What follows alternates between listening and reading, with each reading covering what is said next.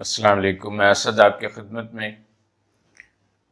ہم اس آخری نظام پہ جو نبی اکرم صلی اللہ علیہ وسلم کے ذریعے قائم ہوا اس پہ ہماری بات چل رہی ہے. تو گزشتہ نشست میں ہم نے بات یہ کی تھی کہ نبی اکرم صلی اللہ علیہ وسلم نے نخلا کے مقام پہ ایک انٹیلیجنس کی جو ہے عبداللہ بن جہش رضی اللہ تعالیٰ عنہ کی قیادت میں بھیجی، اور اس کا مقصد یہی تھا کہ جو ہے وہ اہل قریش اور طائف والوں کی ان کی سرگرمیوں پہ نظر رکھی جائے، تاکہ اگر وہ کوئی بھی جو ہے وہ پیش قدمی کرتے ہیں اور کسی طرح اگر وہ مدینے پہ حملہ آور ہوتے ہیں تو نبی اکرم صلی اللہ علیہ وسلم جو ہے وہ پہلے سے باخبر ہوں. تو بنیادی طور پر یہ انٹیلیجنس کا نظام بھی نبی اکرم صلی اللہ علیہ وسلم کا قائم کردہ ہے، اور دشمن سے باخبری جو ہے وہ اسلامی نظام اور اس کے قیام کے لیے بہت ضروری ہے. جو عموماً وہ تحریکیں، وہ تنظیمیں جو اسلامی نظام کے قیام کے لیے جدوجہد کرتی ہیں، وہ اس حوالے سے ان کے اندر جو ہے وہ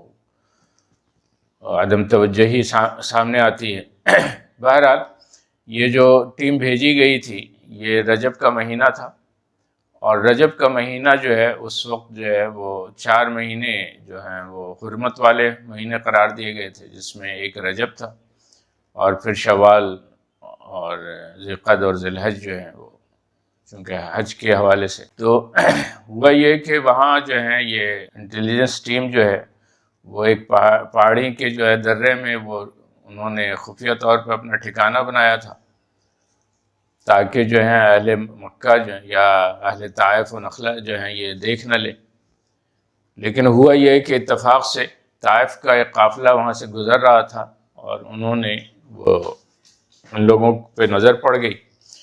تو ان لوگوں کی جو سیکریسی تھی، جو خفیہ طور پر رہنے کے جو تدبیر تھا، وہ جو ہے وہ آشکار ہو گیا. اب فیصلہ یہ ہے کہ اب کرنا کیا ہے، کیونکہ نبی اکرم صلی اللہ علیہ وسلم نے انہیں سختی سے یہ ہدایت کی تھی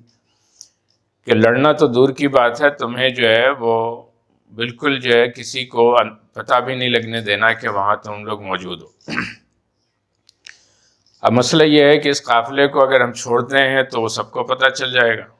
تو یہاں پر ہمارا قیام جو ہے وہ بے مقصد ہوگا.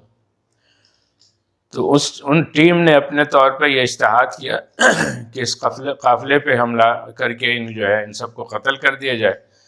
تاکہ جو ہے وہ ہماری جو ہے وہ پوشیدگی کسی پہ ظاہر نہ ہو. اس فیصلے کے نتیجے پہ یہ لوگ جو ہیں وہ اس پہ حملہ آور ہوئے اور انہوں نے ان لوگوں کو قتل کیا. لیکن ہوا یہ ہے کہ اس لشکر میں سے ایک شخص جو ہے وہ بچ نکلنے میں کامیاب ہو گیا، اور اس نے جا کر کے جو ہے وہ اپنے لوگوں کو باخبر کر دیا. تو جس وجہ سے ان لوگوں نے حملہ کیا تھا وہ جو ہے وہ بہرحال اس فائدہ مند ثابت نہیں ہوا، اور اس کا جو ایک شدید نقصان یہ ہوا کہ قریش اور پورے جو ہے وہ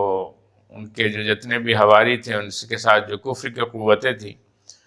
ان سب کو نبی اکرم صلی اللہ علیہ وسلم اور اسلام کے خلاف پروپیگنڈا کرنے کا موقع ملا کہ یہ دیکھیں جی، یہ امن کا پیغام کے دعوے دار ہیں اور کہتے ہیں کہ اسلام سلامتی کا دین ہے، اور یہ حرمت والے مہینے میں قتل و غارت گری کر رہے ہیں. اب اس میں جو ہے جب وہ لوگ قافلہ جو ہے چونکہ وہ آشکار ہو گئے تھے، تو وہ لوگ بحالت مجبوری جو ہے مدینے واپس آ گئے. تو اس خبر سے جو ہے نبی اکرم صلی اللہ علیہ وسلم بھی ان سے سخت ناراض ہوئے کہ جب میں نے تاکید کی تھی تو تم لوگوں نے یہ حرکت کیوں کی. انہوں نے اپنی مجبوریاں بیان کی، اور یہاں پر جو ہے مدینے میں بھی جو کچھ لوگ جو مسلمانوں سے موافقت اور نبی اکرم صلی اللہ علیہ وسلم سے نہیں رکھتے تھے، جن کے دلوں میں نفاق تھا، انہوں نے بھی اس پروپیگنڈے میں بڑا حصہ لیا اور کہا کہ پھر جو ہے ہم یہ کس طرح جو ہے حرمت والے مہینے میں جنگ کر رہے ہیں، اور جن لوگوں نے یہ حرکت کی ہے ان کو قتل کیا جائے، ان کو سزا دی جائے. تو یہ اب ایک بڑا سوال پیدا ہو گیا. اس سوال کو قرآن مجید میں سورہ بقرہ کی آیت نمبر 217 میں ایڈریس کیا گیا. یسألونک عن الشہر الحرام قتال قل فیہ قتال کبیر. یہ سوال کرتے ہیں کہ حرمت والے مہینے میں قتال کرنا کیسا ہے، تو اللہ تعالیٰ نے کہا کہ یہ بہت بری چیز ہے، لیکن اللہ تعالیٰ نے وہیں پھر یہ جواب بھی دیا کہ اس قتال سے بڑی چیز وہ ہے جو کفر اور فتنہ ہے، جو یہ لوگ اہل کفر اور اہل قریش جو ہیں یہ پھیلا رہے ہیں۔ تو اس کے ساتھ ہی جو ہے وہ ایک دوسرا مسئلہ یہ ہوا کہ اہل قریش جو ہے وہ الرٹ ہو گئے، اور جب انہوں نے اپنی تیاریوں میں اضافہ کیا اور یہ انہیں اندازہ ہو گیا کہ اب جو ہے یہ یثرب کی ریاست جو ہے وہ مدینہ کی ریاست وہ اتنی طاقتور ہو گئی ہے کہ وہ ہمارے مقابلے میں کھڑے ہونے کی تیاری کر رہی ہے، تو انہوں نے اس کے لیے ایک تجارتی قافلہ ترتیب دیا، جو مدینہ کے معاملات کو، سیاسی معاملات کو، حربی معاملات کی جو قیادت کرنے والے تھے ابو سفیان، ان کی قیادت میں یہ طے ہوا کہ بھئی ایک تجارتی قافلہ جائے جس کے نتیجے میں مال و اسباب بھی حاصل کیا جائے اور جنگی سامان بھی حاصل کیا جائے۔ اس قافلے کی روانگی کی اطلاع مدینہ کو ہو گئی تھی، تو ان کے پیچھے بھی وہ قافلہ دوڑایا گیا، اور لیکن ذوالعشیرہ کے مقام پر یہ قافلے کو جو ہے وہ مسلمان ان کو جو ہے صحابہ پکڑنے میں تو ناکام رہے، وہ آگے نکل گئے تھے، پیچھے سے ان کے اس پہ تو تیر تو چلائی گئی، اور اس تیر میں جو پہلا تیر تھا وہ سعد بن ابی وقاص رضی اللہ تعالیٰ عنہ کو، جن کو جو ہے پہلے تیر چلانے کا جو ہے اعزاز حاصل ہوا۔ تو اس طرح جو ہے وہ قافلہ، چونکہ اہل مکہ جو ہیں وہ تیاری ہی جنگ کے لیے کر رہے تھے، تو وہ جو شام کی طرف گئے تھے تو سارا ان کی مہم جو ہے ان کی وہ یہی تھے کہ وہ واپسی میں ہے جنگ کرنی ہے، لیکن اس درمیان میں جو یہ چھڑخانی ہو گئی تھی تو انہوں نے جو ہے وہ شام سے واپسی سے پہلے ہی جو ہے وہ اطلاع مکے والوں کو کر دی تھی کہ اگر جو ہے وہ ان مدینے والوں کو نہ روکا گیا تو یہ واپسی میں ہمارے قافلے لٹ جائیں گے اور ہمارا جو جنگی پلان ہے وہ ناکام ہو جائے گا۔ تو اس کے نتیجے میں اہل مکہ جو ہے وہ جنگ کی تیاری کے ساتھ جو ہے وہ نکلے، اور وہ پہلی جنگ جو ہے رمضان 2 ہجری میں بدر کے مقام پہ ہوئی، جو حق و باطل کی وہ پہلی عظیم جنگ تھی۔ گو کہ دنیا میں مسلمانوں نے اس سے بڑی جنگ بہت ساری لڑی ہیں، بہت خطرناک جنگیں لڑی ہیں، لیکن جتنی بھی بڑی اور جتنی بھی خطرناک اور حساس جنگیں لڑی ہیں، اس کو قوت فراہم کرنے والی جو جنگ ہے وہ جنگ بدر ہے، غزوہ بدر ہے، جس نے ایک ٹرینڈ سیٹ کیا، ایک مائنڈ سیٹ کیا حق و باطل کی جنگ میں۔ اور پھر یہ ہوا کہ وہاں جو ہے نبی اکرم صلی اللہ علیہ وسلم جو ہے 8 رمضان کو، کہ یہ پہلا سال جو ہے اسی سال جو ہے وہ روزہ فرض ہوا تھا، تو 8 سن 2 ہجری کے رمضان میں مسلمانوں نے صرف 7 روزے رکھے تھے، اس حکم کے مطابق جس میں کہا گیا کہ کتب علیکم الصیام کما کتب علی الذین من قبلکم،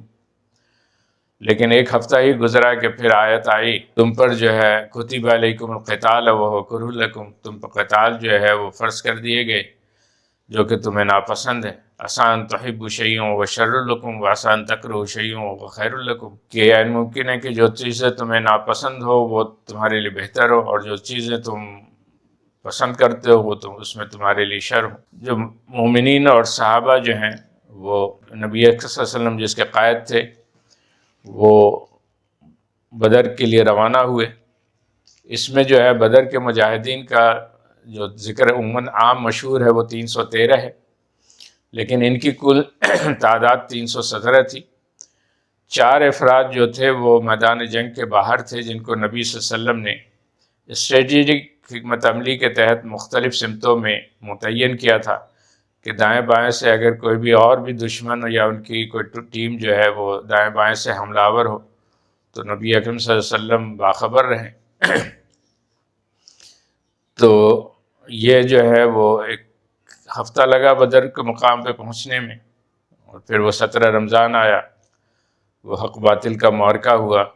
اللہ تعالیٰ نے ان 317 کو اور نبی اکرم صلی اللہ علیہ وسلم کو ملا کر کے 318 افراد کو 1000 سے زائد پہ غلبہ عطا فرمایا، اور یہ جو تعداد ہے 317 اور 18 کی، یہ وہی تعداد ہے جو نبی اکرم صلی اللہ علیہ وسلم کے جد اعلیٰ سیدنا خلیل اللہ ابراہیم علیہ السلام نے بھی پہلی جنگ جو ہے وہ اسی تعداد سے کی تھی، جب اہل ایران نے جو ہے وہ اس قافلے پہ حملہ آور ہوئے تھے، جو قوم لوط کی تباہی کے بعد لوط علیہ السلام اور ان کا قافلہ جو ہے وہ اردن کی طرف گامزن تھا، تو اہل ایران نے انہیں گرفتار کر لیا تھا۔ تو ان کو رہا کرانے کے لیے ابراہیم علیہ السلام نے ایک رات میں چھاپا مارا تھا، ایک شبخون مارا تھا۔ تو اس ٹیم کی بھی جو قیادت تھی وہ ابراہیم علیہ السلام کر رہے تھے، اور اس میں بھی 317 افراد تھے۔ تو یہ حق و باطل کا معرکہ اس کی ابتدا ہو گئی ہے، یہ سلسلہ جاری رہے گا انشاءاللہ۔ اگلے نشست میں اگلے سال کی جنگ غزوہ احد کے ساتھ ملیں گے۔ اللہ آپ کو حافظ ناصر ہو، اپنا خیال رکھیے گا۔ السلام علیکم ورحمۃ اللہ وبرکاتہ۔